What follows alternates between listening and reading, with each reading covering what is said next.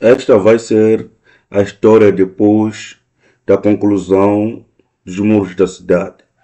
Nós examinamos que existe uma história diferente para a reedificação do templo e a reparação dos muros da cidade. Então, no ano 516 a.C., o templo foi reedificado e por muito tempo, num período de 72 anos, a cidade não tinha os muros para a sua proteção. Mas num período de 52 anos, o muro foi construído no ano 444 a.C. Então, hoje queremos falar da história depois da construção do muro. Aqui já havia se construído os muros da cidade, já temos uma aparência visível do muro da cidade. Mas este não era o fim, porque há uma história depois disto. Podemos dizer que a comunidade da Aliança foi totalmente restaurada através do muro da cidade. A restauração não pode acontecer por fora. A restauração por dentro é muito importante. Depois da construção dos muros, pode ver, através da história, que houve muitos ataques que estiveram a tentar prevenir a reconstrução do próprio templo e dos próprios muros. Ainda que a construção dos muros terminou no ano 444 antes de Cristo, as ameaças de Tobia e seus comparsas continuaram. Isso significa que os muros exteriores não são suficientes, porque ainda haverá ameaças. Por isso que Deus iniciou uma reforma espiritual. O personagem principal de hoje será o sacerdote Esdras. Então, agora vamos olhar para os tipos de ameaças que eram. Os muros já estão completos, já deveria haver proteção, certo? Ainda depois da complexão dos muros, haviam pessoas que eram os nobres de Judá, que começaram a se familiarizar com Tobia, começaram a se comunicar com ele, começaram a interagir com Tobias, que estava por fora do muro. Isso se encontra em Neemias, capítulo 6, versículo 17. A palavra de Deus diz aqui: e naqueles dias, muitas cartas foram dos nobres de Judá para Tobias, e as cartas de Tobias vieram para ele. Refere-se às pessoas que eram de influência, pessoas que exerciam certos cargos na sociedade. Estes nobres começaram a manter contatos com Tobias através de cartas, e também as cartas de Tobias entravam na cidade para eles. Há uma comunicação intensiva que está decorrendo entre o interior para o exterior. Quer dizer, de dentro para fora da cidade. Tobias e o seu filho casaram-se numa família poderosa em Jerusalém. Da história da redenção, veremos que o casamento é a estratégia mais avançada que Satanás usa para infiltrar-se dentro do povo da aliança.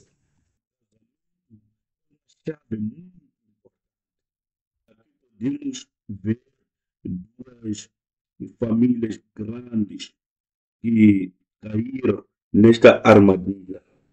Vamos olhar Neemias capítulo 6, versículo 18. Pois muitos em Judá haviam jurado lealdade a ele, porque o sogro dele era Secanias, filho de Ara, e seu filho Joanã havia se casado com a filha de Mesulão, filho de Berequias. Vamos começar com Tobias. Quem era Tobias? Era um gentio, o Amonita. Através das lições passadas, examinamos o desejo ardente de Deus de reconstrução do templo e também como profetizou a reconstrução da cidade. Profecias proferidas centenas de anos antes da sua consumação. A consumação destas profecias estava se materializando na construção de muros. Tobias vieram e zombaram e até intentaram assassinar os homens que estavam na dianteira da obra. Eles diziam nas suas zombarias, mesmo uma raposa se saltar sobre esses muros vão cair. Ele se casou na família de quem? Casou-se com a filha de Secanias. E o filho dele, Joanã, casou-se com a filha de Mesulão. Afinal de contas, quem é este Ara? E vamos olhar para o relato acerca deste Ara na Bíblia. Este poderíamos considerar um dos membros fundadores da igreja, uma das figuras muito importantes. Falamos do primeiro, segundo e terceiro retorno da Babilônia, certo? Então, o nome de entre a lista daqueles que estiveram no primeiro retorno, Ciro emitiu um decreto de que todos aqueles que desejavam voltar para Jerusalém para construir o templo do seu Deus poderiam retornar em paz. Estes tornaram-se os pioneiros daqueles que se levantaram para ir edificar o templo em Jerusalém. Então, estes eram famílias valiosas, mas mesmo assim notará que os nomes deles não se encontram nas pessoas do segundo retorno. E no topo disso, através do livro de Neemias, a complexão da construção de muros não era o final. No livro de Neemias vai notar que essas pessoas que construíram os muros da cidade e dedicaram a cidade a Deus, e eles selaram a aliança, aquela mesma aliança feita através de Moisés no Monte Sinai, de que nós nos voltaremos para ti, Deus, e viveremos como o povo da aliança, como Deus requer. E esta família de Ara não se encontra entre as pessoas que selaram a aliança.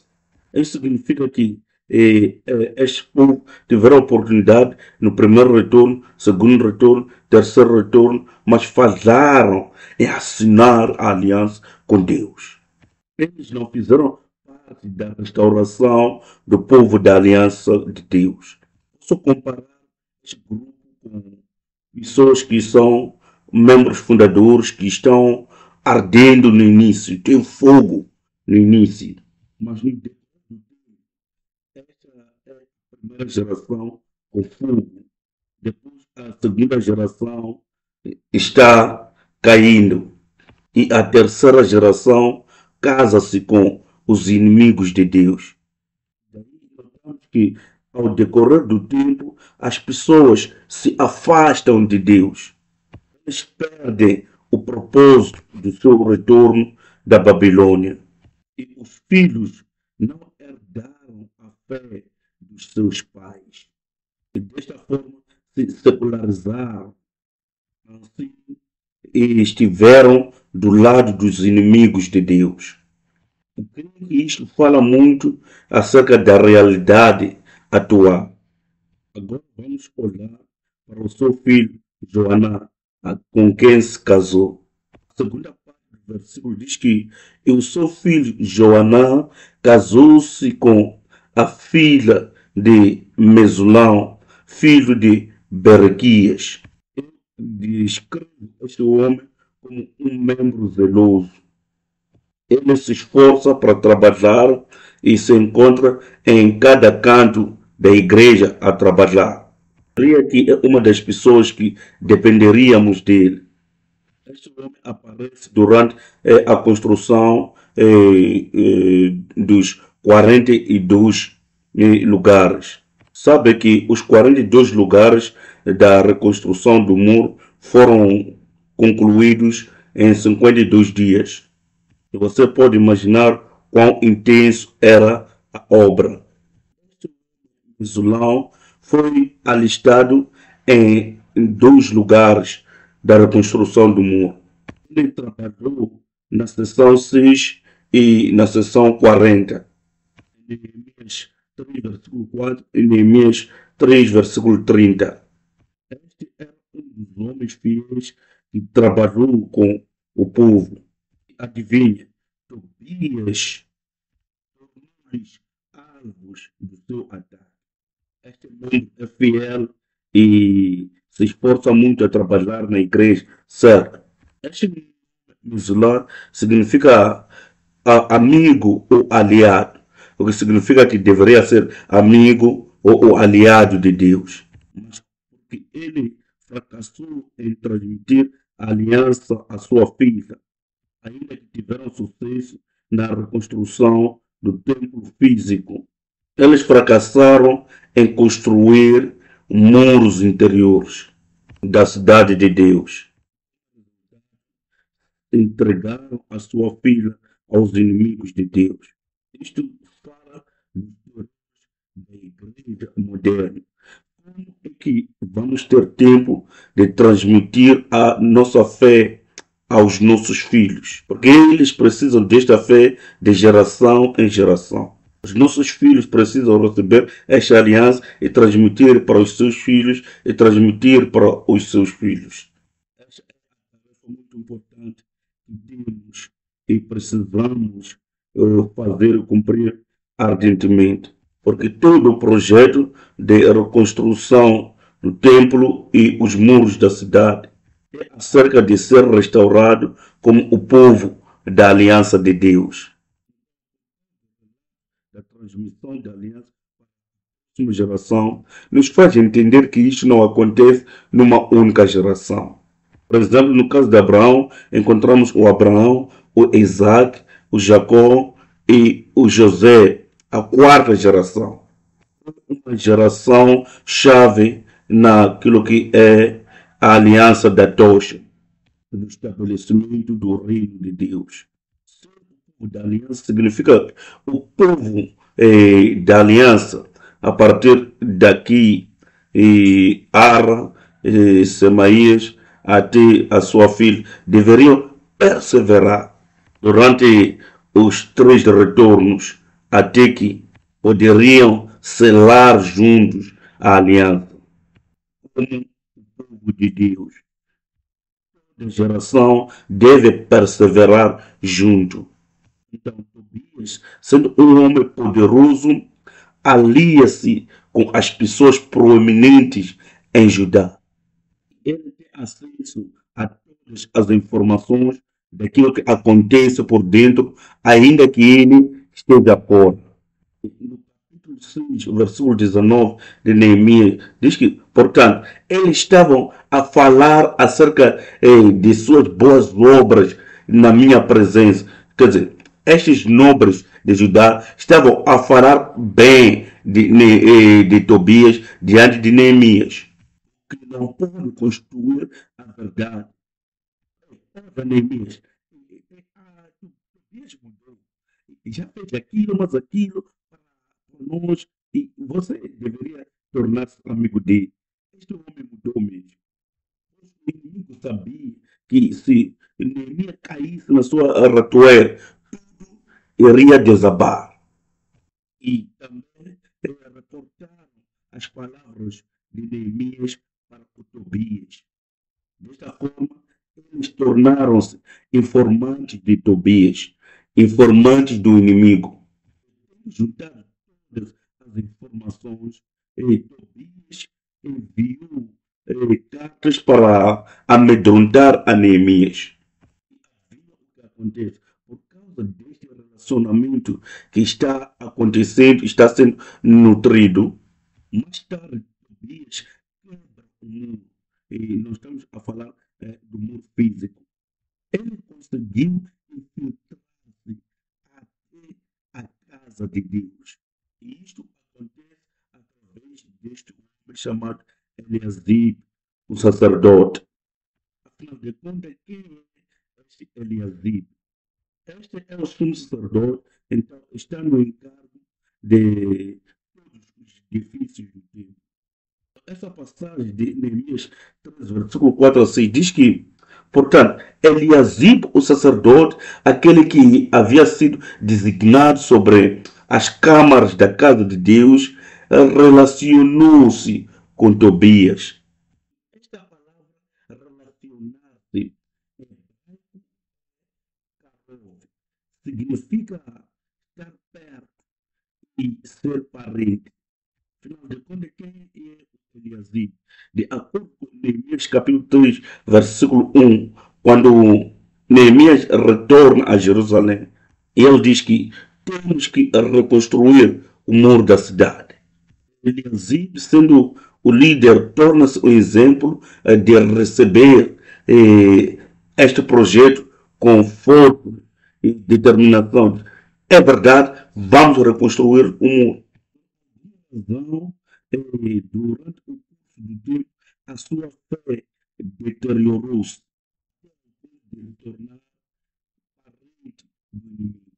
Consigo encontrar evidência de que ele tenha sido parente de Tobias, mas ele teve o parentesco com o Sanballat, que era o parceiro de Tobias. Em Neemias capítulo 13, versículo 28, diz que o neto de Eliasib já é genro de Sanballat. O neto, neste caso, é a terceira geração. Isto é decai na terceira geração. É muito importante a transmissão da fé aos filhos. Eu creio que esta é o papel da igreja.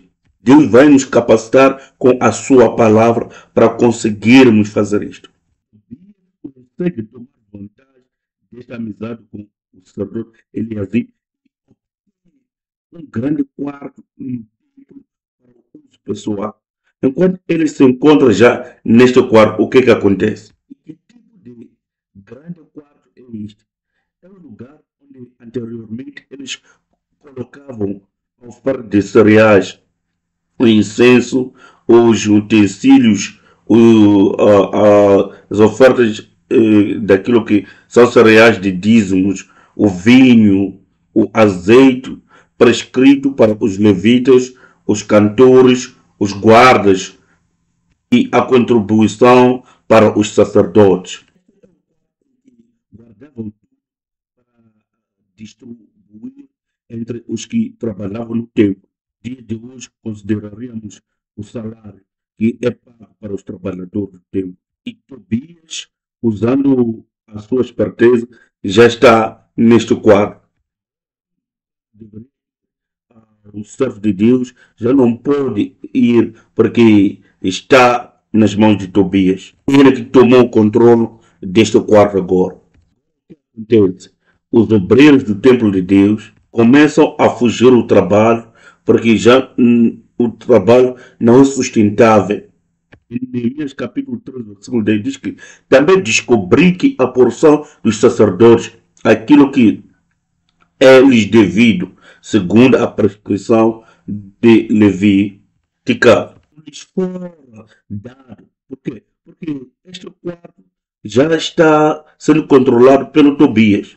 E é o inimigo de Deus. E os levitas e os cantores que faziam a obra haviam fugido cada um para o seu lugar. E Neemias volta e expulsa este homem e limpa, purifica o templo. Desta forma, consegue notar que o templo externo não é tudo. O que é realmente importante é a reconstrução do templo interior. Desculpa, me refiro ao muro interior. A questão agora é este muro interior. A forma de trazer a reforma interior. Deus trouxe um movimento de voltar-se à Bíblia, voltar-se às Escrituras. Que tipo de reforma aconteceu para que os muros interiores fossem restabelecidos? Lendo no livro da lei, o povo observou a festa dos tabernáculos. É que as datas são importantes. Nós sabemos que o muro foi concluído no ano 444 a.C., mas a Bíblia nos diz a data exata. Era dia 25 do sexto mês. E isto mostra que lhes falta 5 dias para o sétimo mês. O povo judeu, o sétimo mês era um novo começo. Era um novo ano no início do ano Tishrei. Daí era a festa de trombetas. Era celebrada no dia 1 do sétimo mês, marcando um novo começo. Grande alegria era esta. Eles acabavam de terminar a reconstrução do muro.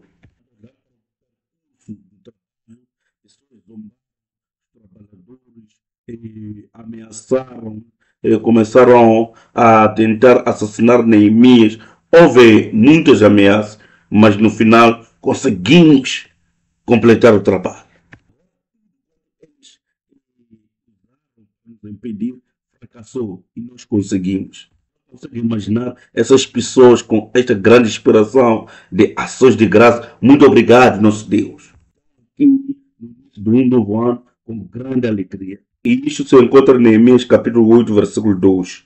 Este Neemias capítulo 8 é um capítulo incrível e nos mostra como deveríamos receber a palavra.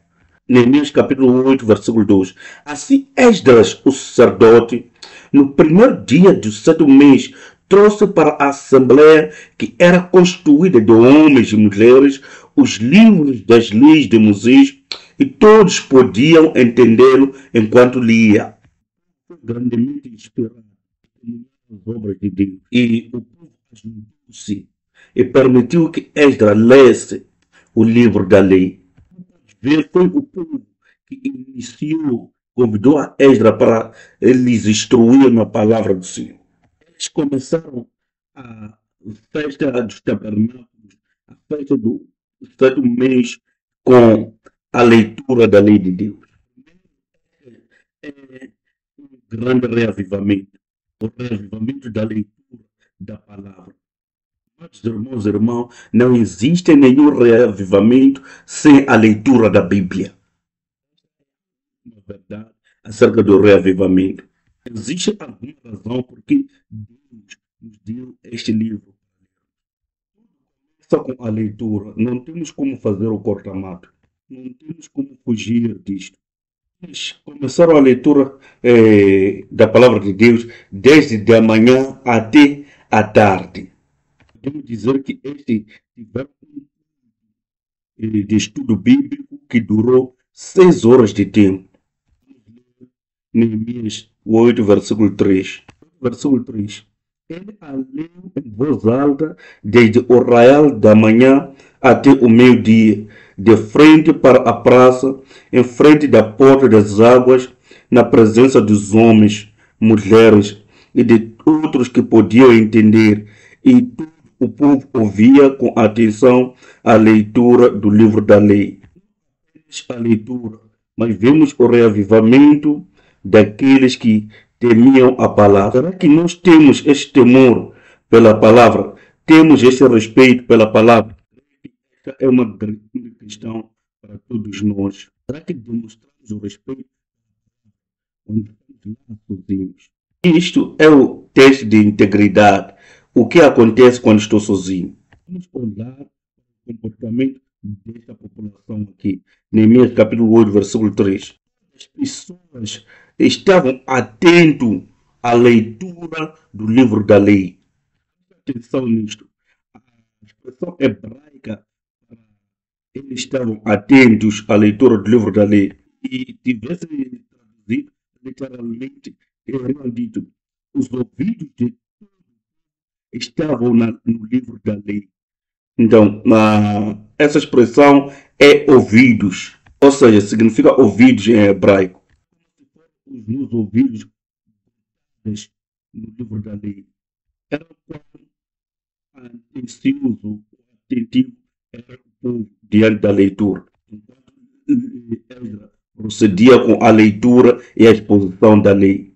Eles estavam atentos de maneira que não queria que escapasse nem sequer uma palavra da boca de Esdras com relação ao livro da lei. O reverendo sempre enfatizou que a postura básica do verdadeiro cristão é a estar atento à palavra. A melhor formatura do cristão é conseguir manter a atenção, leitura e proclamação da palavra.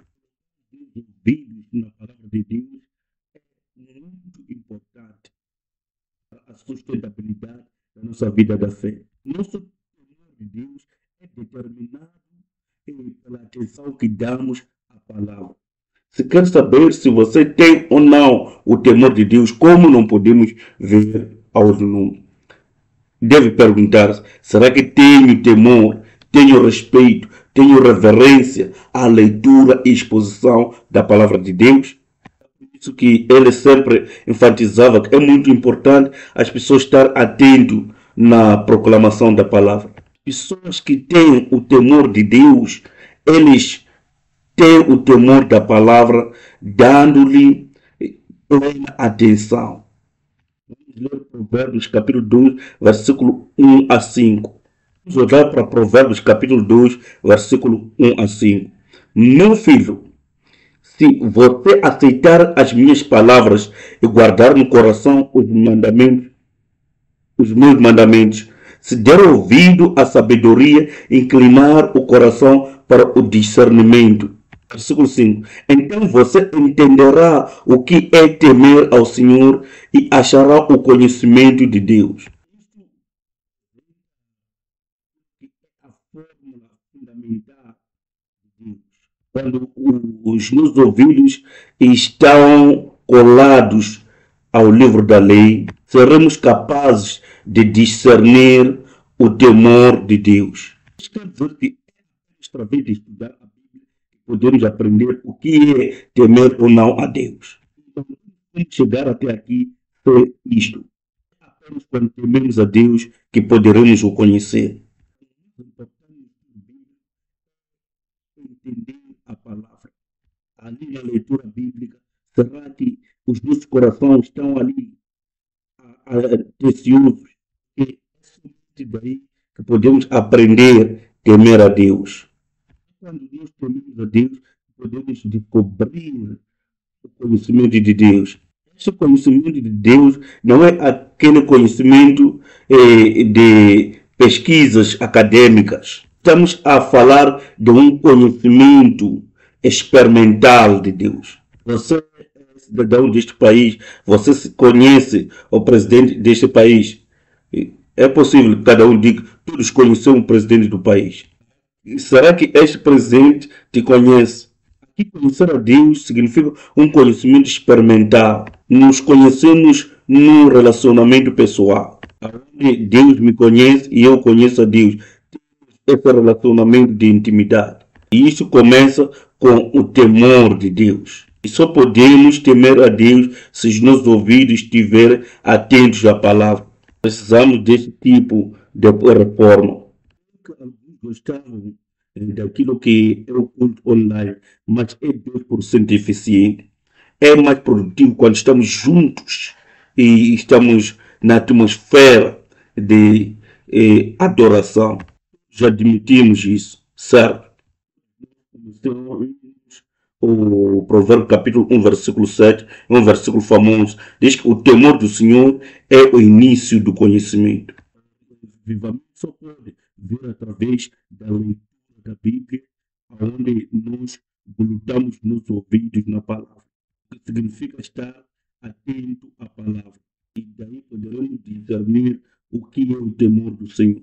Daí descobriremos o conhecimento de Deus. Assim podemos ouvir de Deus aquele suspiro de alegria. Uau, aqui temos um povo que teme a mim. Povo cujos ouvidos estão na minha palavra. Amém. O de ler a palavra, de temer a palavra, vai levar ao reavivamento de entendimento da palavra. Neemias capítulo 8 dá continuidade. Abrir o livro e eles estão atentos desde de manhã até a tarde na leitura da lei através do Esdra. E é o que estamos fazendo hoje. Aleluia. Que não tenhamos começado de manhã até a tarde, mas estamos fazendo a mesma coisa. Daí temos a lista de pessoas.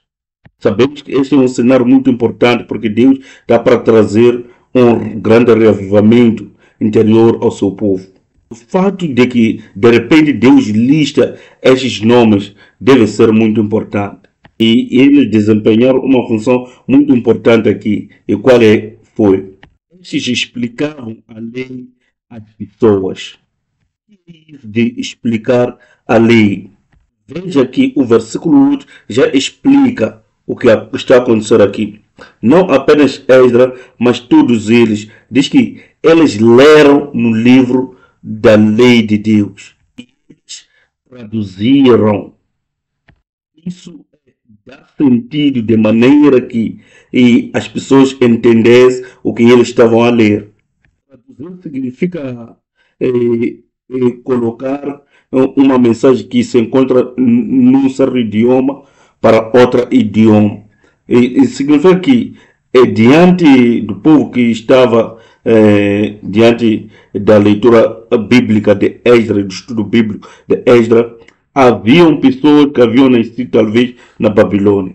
Nasceram na Babilônia, talvez estivessem confortáveis com o idioma que usavam na Babilônia. Não estavam familiarizados com o hebraico e essas pessoas vieram para ajudar a traduzir o hebraico para o idioma caldeu.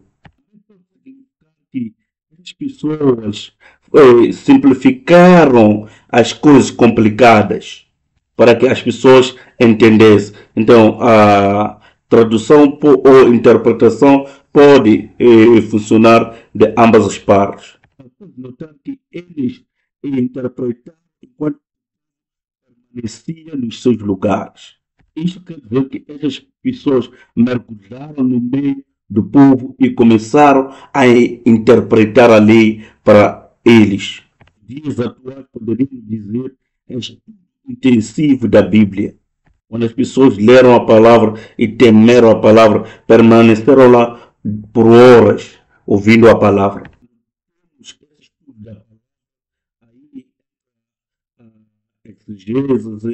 A interpretação, é por isso que temos os professores aqui, os mestres, os deans. Possamos nos ajuntar e formar uma equipe de fazer com que as pessoas entendam a Bíblia. Quando entenderam qual foi o resultado, clamores, grande reavivamento. Isso é uma coisa que aconteceu e que todos choraram. As pessoas que entenderam a palavra choraram. Da interpretação da palavra ou da exposição plena da palavra, eles chegaram a descobrir a sua pecaminosidade, a sua ociosidade, a sua ignorância e choraram amargamente. Eles ouviram para que descobrisse todas essas coisas e chorassem. Capítulo 8, versículo 9. Em Neemias capítulo 8, versículo 8, diz que leram no livro da lei de Deus. Que eles leram, a palavra que eles entenderam foi da lei de Deus, os 10 mandamentos. Hoje em dia nós dizemos, eu entendi essas palavras profundas, e tive esta iluminação, tive esta revelação. Qual é a verdadeira revelação? Qual é o verdadeiro despertamento?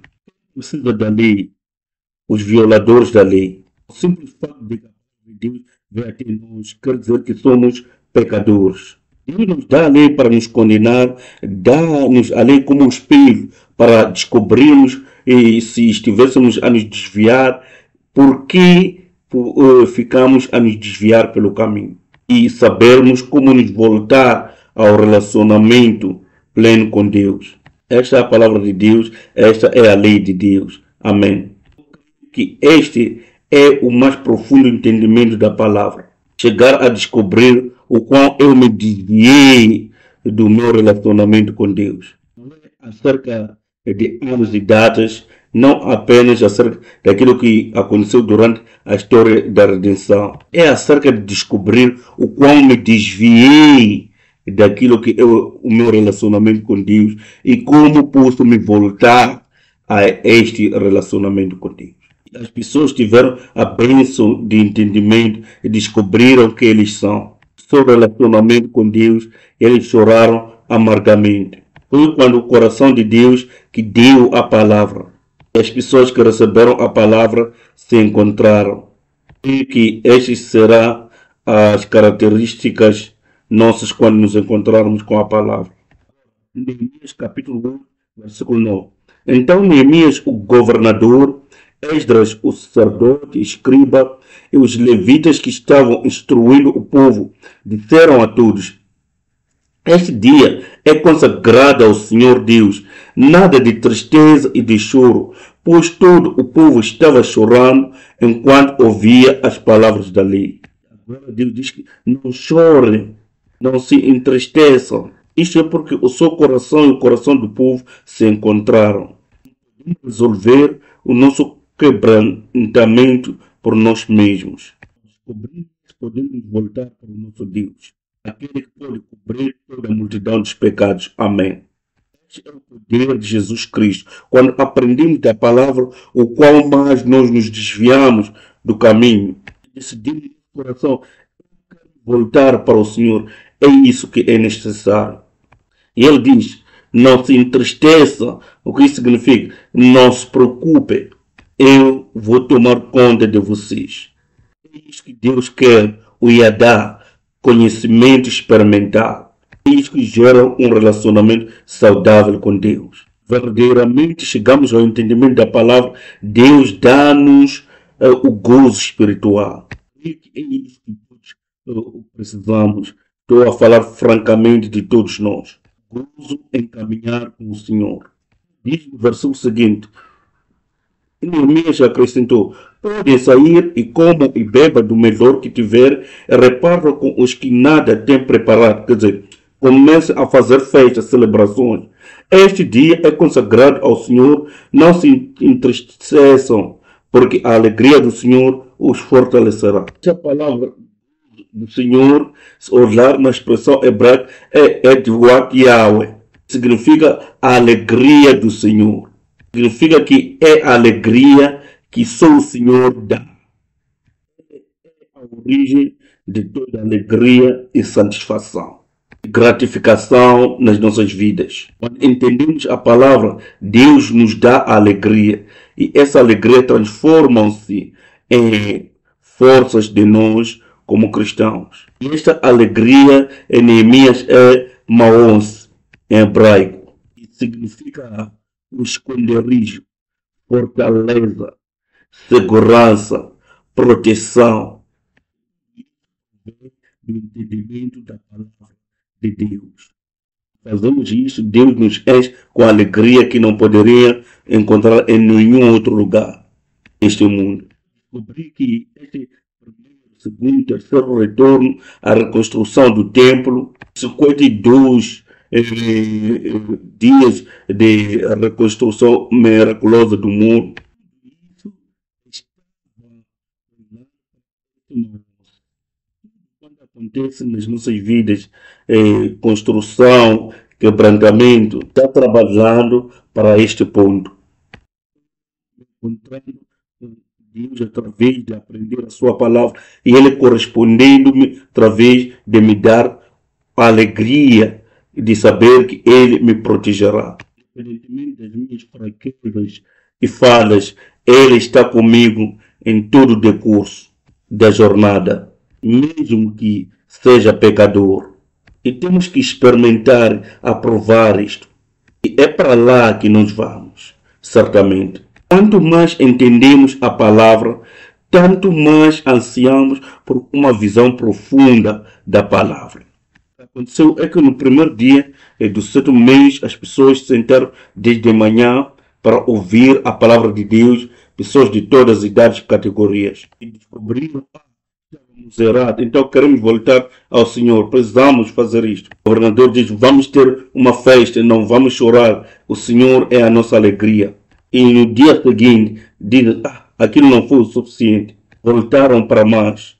Então, os líderes do povo voltaram a ter com o Esdra, que é o escriba e sacerdote, que era um homem habilitado na palavra. O versículo 13 diz, no 2º dia do mês, os chefes de todas as famílias, os sacerdotes e os levitas, reuniram-se com o escriba Esdra, para estudar as palavras da lei. Ganhar a visão, significa fazer uma pesquisa meticulosa, mergulhar nessa pesquisa, não apenas para ter conhecimento, mas para viver ou aplicar nas nossas vidas. A visão divina, quando as pessoas têm este coração com a palavra de Deus lhes dá grande revelação, um profundo entendimento. Deus deu ao povo a força de dar frutos, de guardar a palavra. Ao entender aquilo que é guardar a lei por nós mesmos. Aqui a palavra diz que é Deus que dá a força de guardar a lei e gerar frutos. Daqui que provém a festa dos tabernáculos. Quando entendemos a palavra, Deus capacita-nos a obedecer e gerar frutos. Isso começa com o nosso entendimento da palavra. Através do entendimento da palavra, o povo de Israel descobriu como celebrar a festa dos tabernáculos. Vamos para Neemias capítulo 8, versículo 14. O que acontece é que os líderes se ajuntaram em casa de Esdra no 2º dia. E o que aconteceu? Eles descobriram que estava escrito na lei. Esta palavra, descobrir, isso não fala de uma descoberta fácil, mas depois de uma pesquisa meticulosa, finalmente descobriram o quê? O Senhor ordenado por meio de Moisés que os israelitas deviam morar em tendas durante a festa do 7º mês. Esta lei, os estatutos, regulamentos, mandamentos, chegaram a entender, uau, é assim que devemos celebrar esta festa. Em suas cidades e em Jerusalém, saiam às montanhas e tragam ramos de oliveiras cultivadas, de oliveiras silvestres, de murtas, de tamareiras e de árvores frondosas, para fazerem tendas conforme está escrito. As datas, tudo isso acontecendo de acordo com o tempo de Deus. Que a festa dos tabernáculos é no dia 15 do 7º mês. Para que o povo celebrasse a festa dos tabernáculos, foram instruídas. Sabemos a partir disso que as pessoas não tinham ideia daquilo que é a festa dos tabernáculos e como celebrá-lo. As pessoas estão esquecidas com relação a este evento, mas Deus não está esquecido. E Deus permite com que eles terminem miraculosamente a construção do mundo em 52 dias nesta data, no dia 25 do 6º mês. E isto inspira a população porque acontece antes do dia da festa das trombetas. Neste dia de reavivamento, eles chegaram ao entendimento de que eles precisavam saber mais do que a lei tem a dizer acerca de várias coisas. Então, no dia seguinte, voltam a ter com a Esdra para pesquisar mais. A população com a inspiração e eles mergulham na palavra para ter mais uma visão clara do assunto. Isso acontece no segundo dia. Então, até o 15º dia, eles têm umas 2 semanas para as pessoas possam ir e fazer as cabanas. Forças suficientes para obedecer a sua palavra. Tudo isso é a obra de Deus. Ele fará com que isto aconteça nas nossas vidas também. De todo mundo obedecer, sabe como Deus escreveu isto? Que tinham voltado do exílio e construíram tendas e moraram nelas. Desde os dias de Josué, filho de Nun, até aquele dia, os israelitas não tinham celebrado a festa dessa maneira. De quantos anos falamos aqui? Nos referimos ao período em que os israelitas entraram na terra de Canaã. Isto aconteceu no ano 1406 a.C. A lei das festas foi dada para que as pessoas a observassem quando entrassem na terra de Canaã. É que esta data de que Neemias se refere é o ano 444 a.C., quando os muros foram completados. Estamos a falar do intervalo de 962 anos. Deus deu esta lei através de Moisés e este povo, no tempo de Neemias, com a ajuda do sacerdote Esdras, eles atravessaram o curso do tempo e buscaram a palavra e obedeceram a palavra. E Deus lembrou-se deles. Deus dá um pronunciamento de reconhecimento. Nunca desde os dias de Josué as pessoas obedeceram a minha palavra desta forma. Isso que pelo fato de nós estarmos a aprender isto, daquilo que este povo fez com Esdras, creio que é isso que Deus quer que façamos também. A questão agora é, por que é tão importante esta festa dos tabernáculos? Portanto, a festa dos tabernáculos, se olhar para Neemias capítulo 8, versículo 18, o que acontece é que o pai e a mãe vão levar os seus filhos e vão construir cabanas no campo e vão viver lá por 7 dias. Então, o que vai acontecer durante o decurso de suas celebrações nestes 7 dias lá no campo, nas cabanas? O versículo 18 diz que dia após dia, desde o primeiro até o último dia da festa, Esdras leu o livro da lei de Deus. Então, significa que nos 7 dias da semana, Esdras estivera a fazer a exposição da palavra de Deus para este povo. Eles leram as palavras antigas para eles.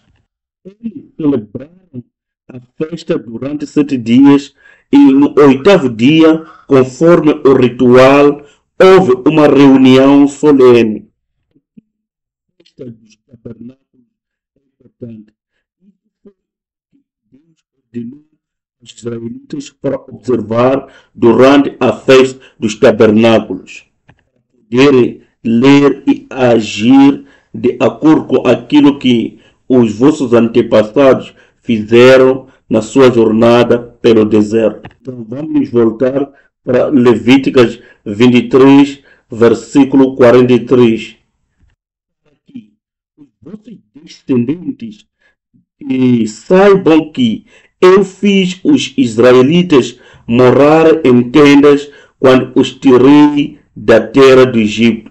Eu sou o Senhor, o Deus de vocês. Esta é a em que Deus ordena aos filhos de Israel para celebrar a festa dos tabernáculos. A jornada pelo deserto é uma jornada impossível para a humanidade. O deserto não é um lugar compatível para a sobrevivência humana. Está cheio de animais selvagens, cobras e escorpiões traçados. Não há ruas. É um lugar completamente perdido, né?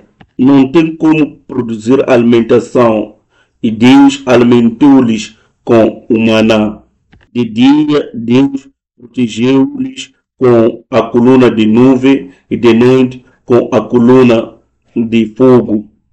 Eles caminharam por 40 anos e os seus sapatos nunca se descolaram, nunca decaíram. Então, o mesmo Deus aqui diz que eu estive com vocês, fui eu que vos trouxe de volta de Babilônia, fui eu que estive com vocês para ultrapassar desafios e ameaças e vocês conseguiram chegar a construir o templo. Fui eu que estive com vocês, eu vos capacitei a reconstruir os muros em 52 dias.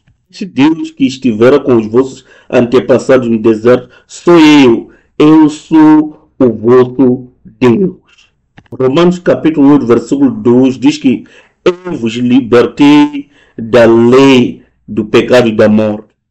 Deus que também nos libertou. Quando atravessamos certos problemas, parece que Deus não está conosco. Vamos aclamar, onde estás, Deus? E como é que pode nos abandonar assim?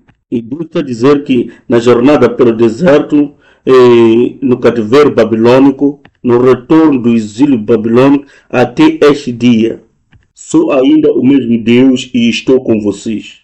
Esta é a história da redenção. A perspectiva de Deus, ele diz isto em Deuteronômio capítulo 1, versículo 31.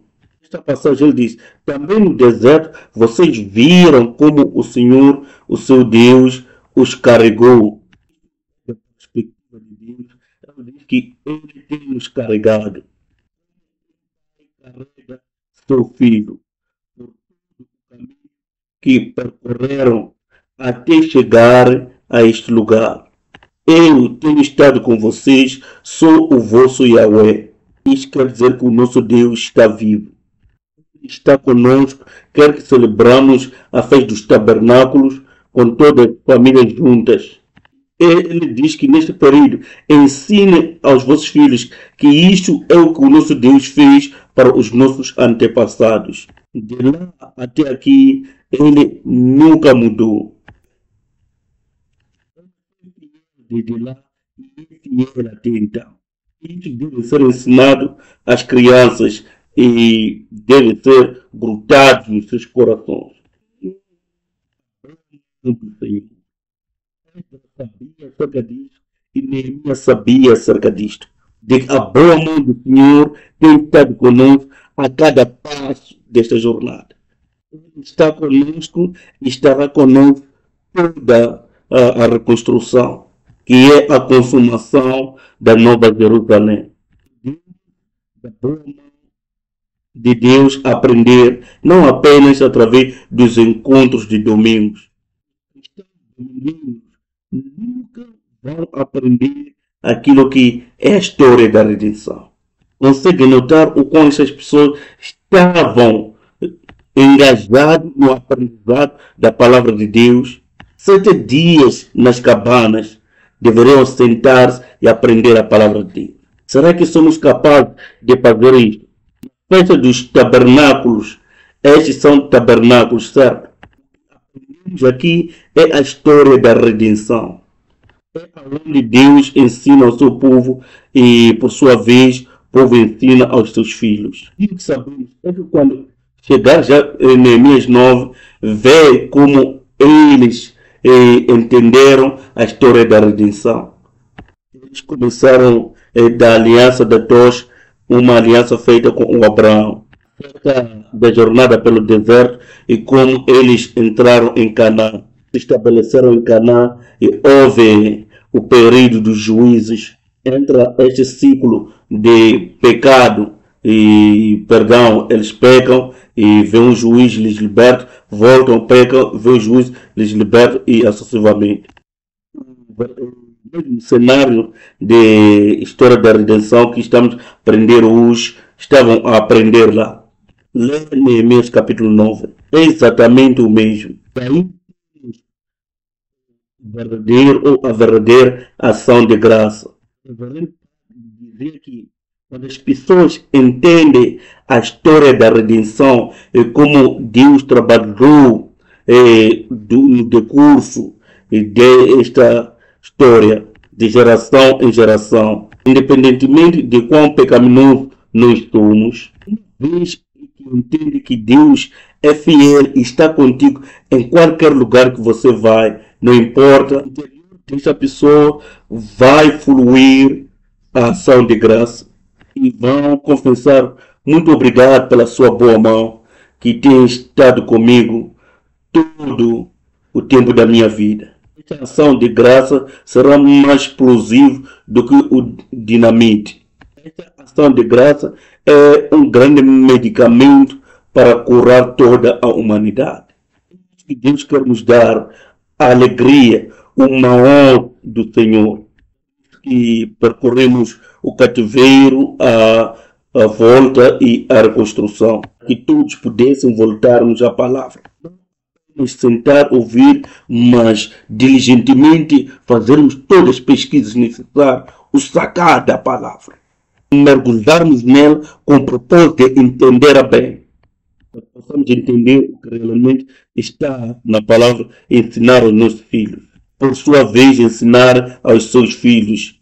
Assim que podemos prevenir a queda que houve na terceira geração em permitir com que se casasse com os inimigos de Deus, os Tobias. Assim podemos prevenir. Aqui temos um exemplo da festa dos tabernáculos que acontece em Israel hoje em dia. Conseguem ver esta mãe com os seus filhos aqui ensinando que os vossos antepassados percorreram este deserto nas tendas como estas.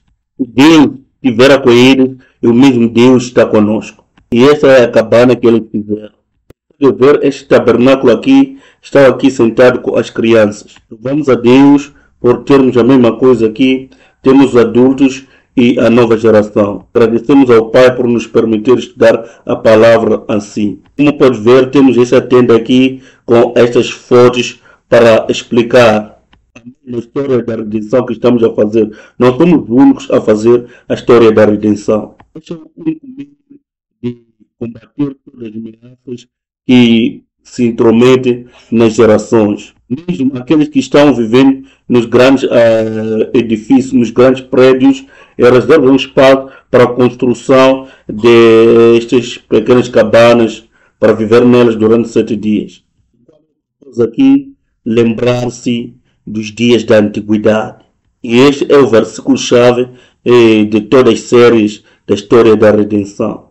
Lembra-se dos dias da antiguidade.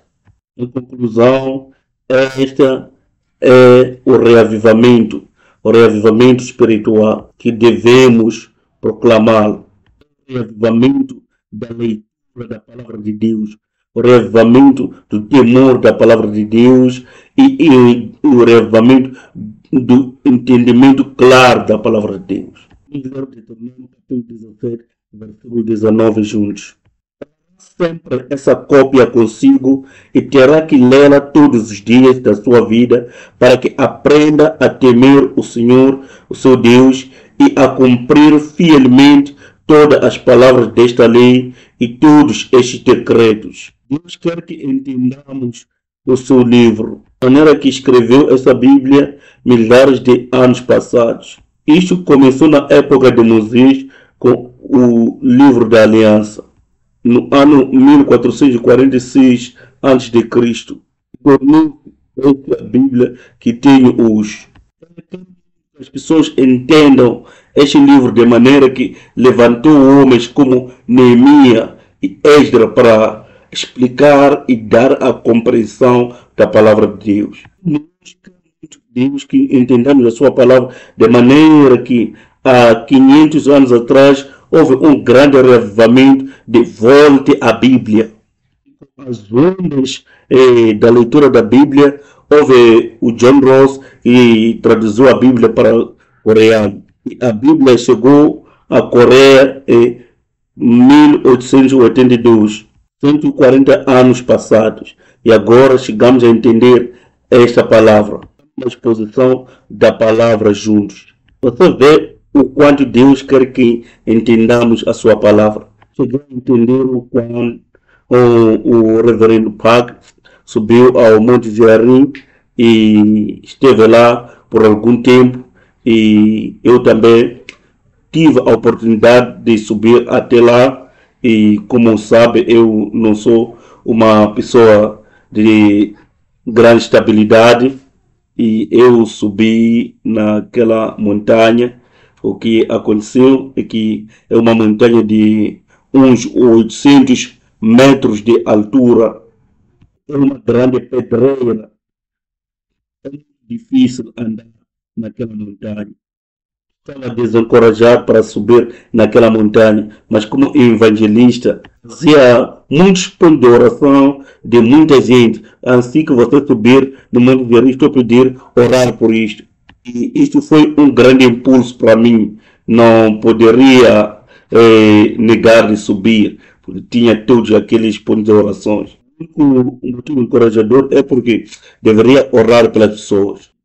Aquele medo de que talvez, de alguma forma, poderíamos cair, e estávamos a orar para que Deus nos dê a oportunidade de chegar até onde o reverendo Park orava. Neste lugar não há nenhuma vinha, e você precisa, para passar a outro lugar, pegar num fio e girar para outro lugar. Eu digo que aquilo foi um milagre de Deus, estar vivo aí naquilo. Porque para os homens não é nenhum problema, mas para mulheres, eu, especialmente para mim, não foi nada fácil, compenso. Vi a casa, e quando caí não poderia pensar em pontos de orações. No momento em que caí ali, eu digo, este não é um lugar de sobrevivência humana.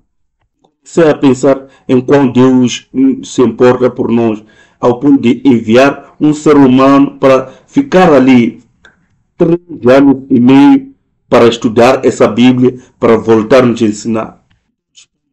Desapareceram. Tudo quanto eu poderia dizer era: obrigado, Senhor. Muito obrigado, Deus, e que esta palavra que os nossos antepassados preservaram é verdade. Esta palavra está viva. Esta palavra está a ecoar, está a clamar para conosco. Se encontrar conosco por viajar ao decurso do tempo e espaço para nos encontrar, nos informar. E assim hoje temos esta Bíblia. Amados, vamos voltar à Bíblia.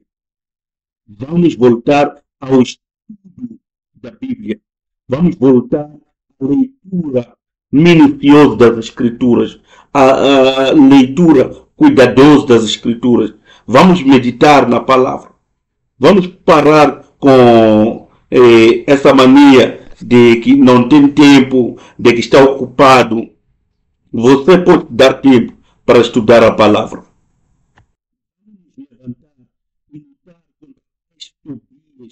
Que invadiu o templo, que já está a habitar o templo do Senhor. Vamos ser como esse general Neemias. Vamos expulsar o Tobias do nosso templo. Vamos expulsar o Tobias do templo de Deus. Vamos fazer disto o nosso melhor amigo. Muitos se sacrificaram para que nós tivéssemos essa Bíblia hoje. Deus se importa conosco. É por isso que nós estamos aqui. Vamos ler em Deuteronômio, capítulo 31, versículo 12 a 13. Reúnam os e crianças e os estrangeiros que moraram nas suas cidades, para que ouçam e aprendam a temer o Senhor, o seu Deus, e sigam fielmente todas as palavras desta lei.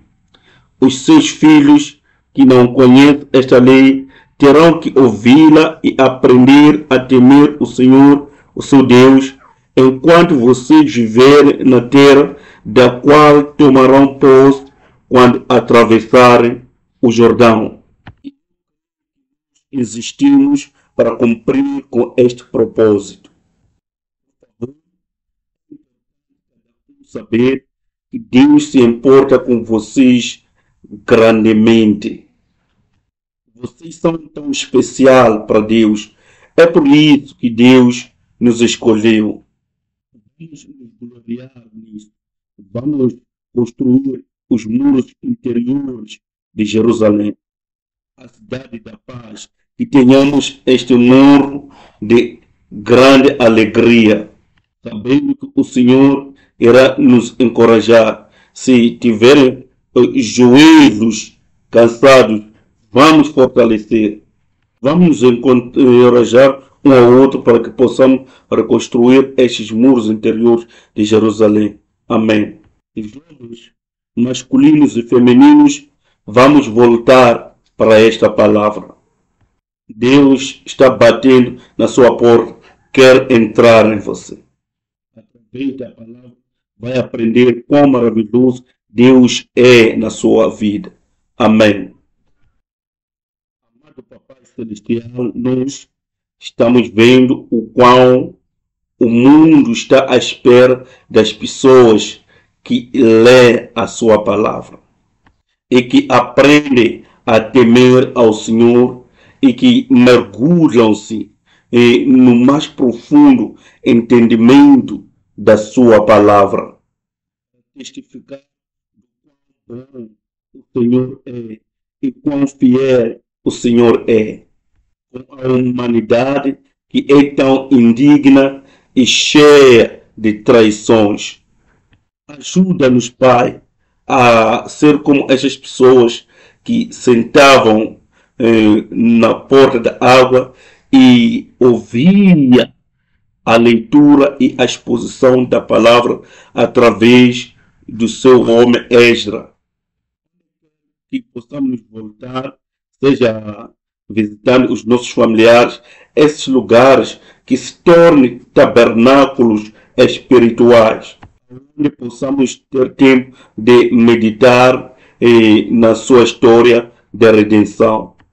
Capacita-nos com o teu Espírito Santo para que possamos entender o mais profundo do seu coração, para que sejamos enchidos com aquilo que é a alegria do Senhor, para que possamos entender este regozijo celestial.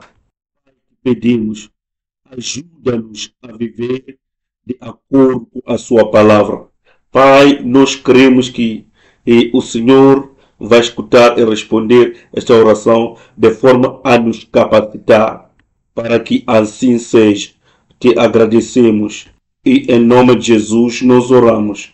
Amém.